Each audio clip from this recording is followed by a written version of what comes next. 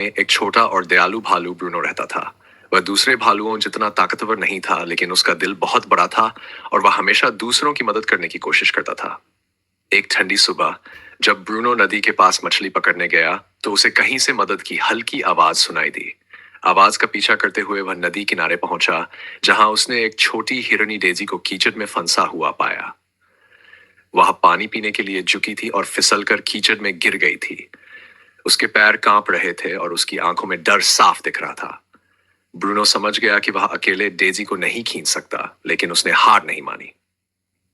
उसने प्यार से कहा, चिंता मत करो डेजी, मैं तुम्हारी मदद करने का कोई तरीका ढूंढूंगा। पहले उसने अपने पंजों से उसे खींचने की कोशिश की, लेकिन कीचड़ बहुत फिसलन भरा था। फिर उसने आसपास देखा और एक टूटी हुई टहनी पड़ी पाई। अपनी पूरी ताकत लगाकर उसने टहनी को डेजी की ओर धकेला और कहा, अपने खुरों से इसे पकड़ने की कोशिश करो। डेजी ने पूरी कोशिश की और आखिरकार टहनी को पकड़ लिया। ब्रूनो ने जोर लगाकर खींचना शुरू किया। धीरे धीरे डेजी कीचड़ से बाहर आने लगी। एक आखिरी जोरदार खींचाव के साथ वह पूरी तरह से बाहर आ गई। डेजी ने खुद को झटका देकर कीचड़ हटाया और ब्रूनो की ओर कृतज्ञता से देखा।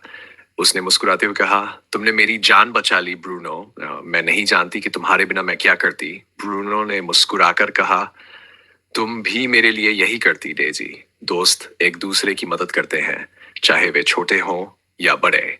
उस दिन के बाद से डेजी और ब्रूनो सबसे अच्छे दोस्त बन गए।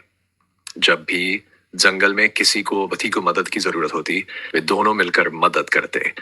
उन्होंने सबको दिखा दिया कि मात्र ताकत से नहीं, बल्कि दया, चतुराई और संकल्प से भी बड़ी बड़ी मुश्किलों को हल किया जा सकता है। कहानी से सीख, दूसरों की मदद करने के लिए सिर्फ ताकत जरूरी नहीं होती। दयालुता, बुद्धिमानी और हिम्मत भी बहुत मायने रखती है।